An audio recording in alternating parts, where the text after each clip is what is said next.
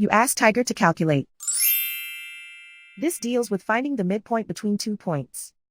The midpoint between the 2 points is -40, -47. Let's solve it step by step.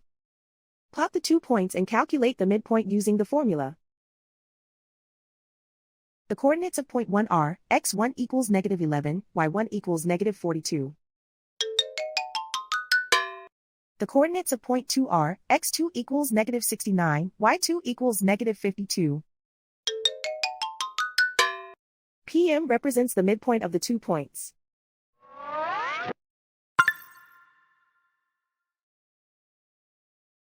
Use the x values in the midpoint formula to find the midpoints x. x1 equals -11. x2 equals -69. Simplify the arithmetic.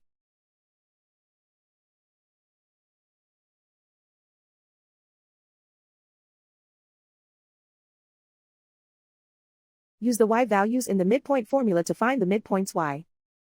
y1 equals -42. y2 equals -52. Simplify the arithmetic.